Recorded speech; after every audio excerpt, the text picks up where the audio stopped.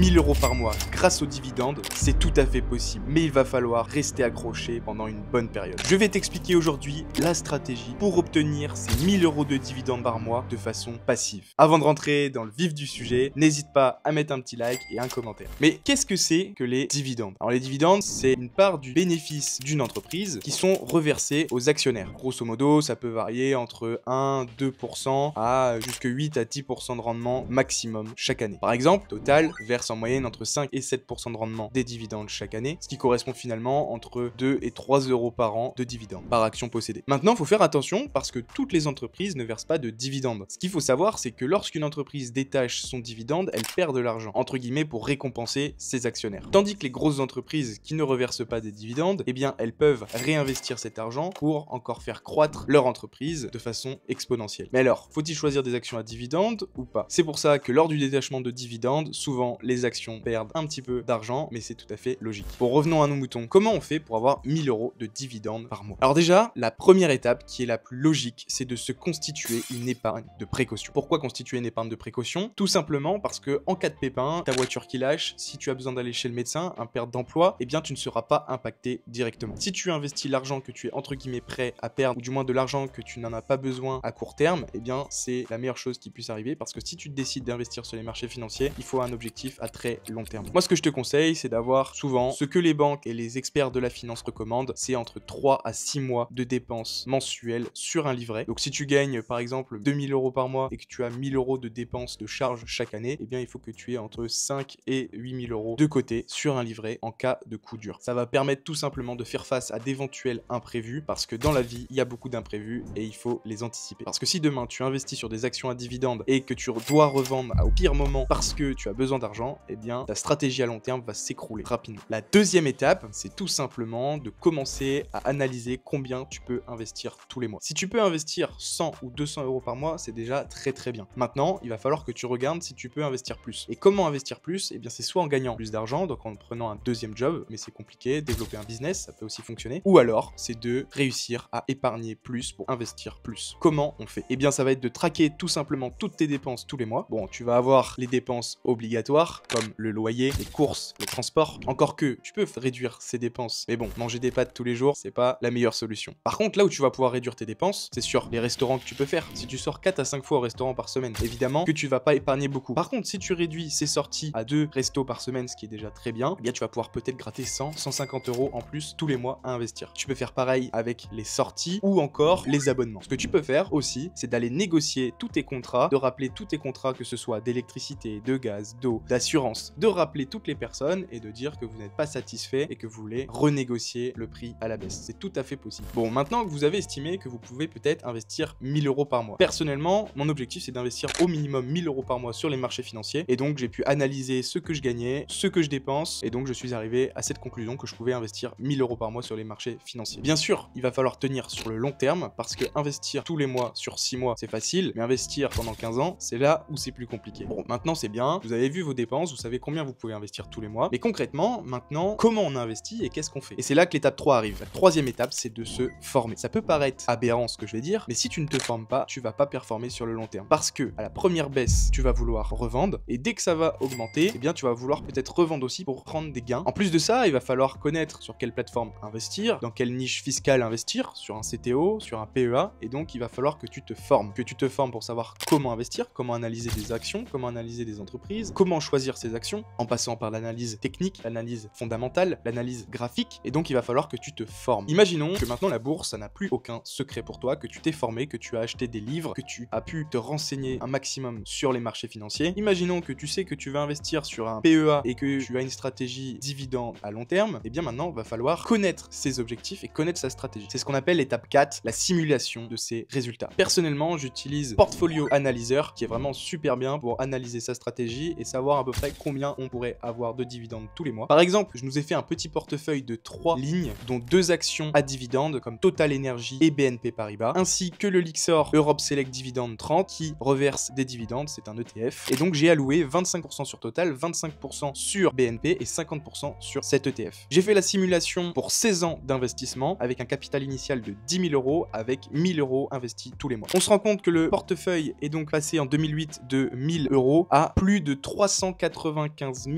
€ en l'espace de 16 années. Ce qui fait finalement une performance annuelle de presque 40%. Et si on regarde les dividendes, parce que c'est ce qui nous intéresse, on se rend compte qu'à partir de l'année 2021, on arrive aux 1000 € de dividendes mensuels. Et ce qui est intéressant de regarder, c'est que ça continue d'augmenter, puisqu'en 2022, ça a pratiquement doublé, puisqu'on est passé à plus de 20 000 € de dividendes en 2022. Ça veut dire qu'en 16 années d'investissement avec 1000 € par mois, vous pouvez obtenir les 1000 € de dividendes au bout de 16 années. Bien sûr, pendant ces 16 années, il ne faudra pas toucher à son portefeuille. Toutes les dividendes, il faudra les réinvestir. Et si on regarde la valorisation totale du portefeuille en 2022, eh bien, on est à peu près à 300 000 €. Donc, pour avoir 1000 € de dividendes mensuels, il faut à peu près un portefeuille à 300 000 € avec des entreprises de qualité comme BNP et Total ainsi que l'ETF dividendes pour avoir ces 1000 € de dividendes mensuels. Maintenant, vous connaissez votre stratégie. Vous savez que vous devez investir 1000 € par mois. Vous savez que vous devez attendre à peu près une bonne quinzaine d'années pour avoir vos 1000 € de dividendes. Eh bien, qu'est-ce qu'il reste à faire? Eh bien, c'est de passer à l'action. Bien entendu, c'est un portefeuille fictif. Ce n'est pas un conseil en investissement, mais c'est plus pour vous donner un ordre d'idée de ce qu'il est possible de faire et ce qu'il faut faire. Bien sûr, sur ce portefeuille, il n'y a que 3 lignes. L'idée, c'est aussi de diversifier, peut-être en ajoutant des entreprises de croissance, en ajoutant plus d'actions à dividendes. En tout cas, avec un ETF dividende, vous êtes déjà pas mal diversifié. Pour ma part, vous avez cette vidéo-là qui s'affiche pour voir mon portefeuille au mois d'août 2024. Et la dernière étape de cette vidéo, j'en ai déjà parlé, mais ça va être d'être régulier, d'avoir de la régularité. La clé du succès en investissement, c'est la régularité et le temps. Et plus tôt vous allez commencer, peu importe la somme, qu'elle soit petite ou grosse, plus les intérêts composés vont agir et vous allez gagner un maximum d'argent. Actuellement, j'investis tout ce que je peux tous les mois, que ce soit en bourse ou en immobilier, et je profite de la volatilité des marchés pour investir sur des points bas ou du moins sur des prix qui me semblent plus intéressants pour performer sur le long terme. Personnellement, ça fait au moins 3 ou 4 mois que j'ai pas mis d'ajout sur mon portefeuille PEA. Je l'avais déjà expliqué pourquoi en vidéo, parce que j'avais beaucoup de cash de disponible sur mon PEA. Et en plus de ça, je prépare un gros projet immobilier, donc j'ai besoin de financement, j'ai besoin d'apport. Mais en tout cas, la régularité, c'est important et il faut pas hésiter à adapter sa stratégie en fonction du moment de votre vie et en fonction de là où vous en êtes. Si demain vous avez un gros projet immobilier, eh bien ça sert à rien de vouloir charbonner à mettre vos 1000 € tous les mois si vous savez très bien que dans l'espace de 3 à 4 mois suivants, vous allez avoir besoin d'une certaine somme d'argent pour investir dans l'immobilier. J'espère que cette vidéo t'a plu, n'hésite pas à mettre un like et un commentaire, ça me fera énormément plaisir. D'ailleurs, si tu veux aller plus loin, tu peux réserver ton appel dans la description avec moi. On pourra faire un call d'une bonne demi-heure pour discuter de tes objectifs, de ta stratégie et de comment je pourrais t'aider. C'était Alexandre, on se retrouve pour une prochaine vidéo. Je vous fais des bisous. Salut!